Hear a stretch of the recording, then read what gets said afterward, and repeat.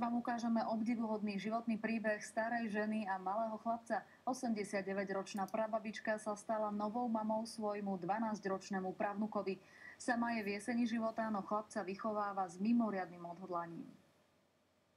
Drobná žena s ťažkým osudom a piatak, ktorý iba spoznáva život. Pani Rozália sa o neho stará odvtedy, ako rodinu rozdelil alkohol.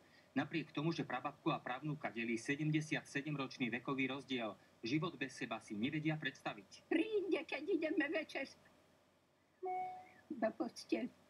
Tarka, neumreš, prav. To sa bojí, že umre.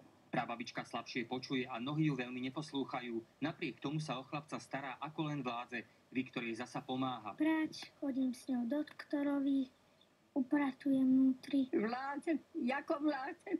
Aj s pláčom, aj všelijak. Je tam dobrá suseda, ktorá takisto aj s manželom, keď niečo potrebuje, tak príde, pomôže jej. Viktor je vraj veľký jedák, babička mu dennodenne vyvára. Dnes navarila práve guláš.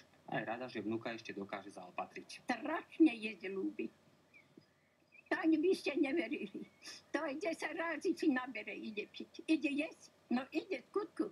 A ja mu nezávidím, dám mu aj posledné. Za nič by som mu nevymenil. Žijú skromne, starenka chlapca vychováva iba z dôchodku a vdovského.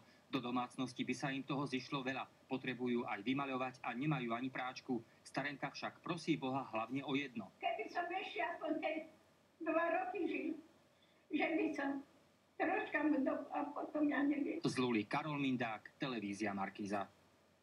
Po väznici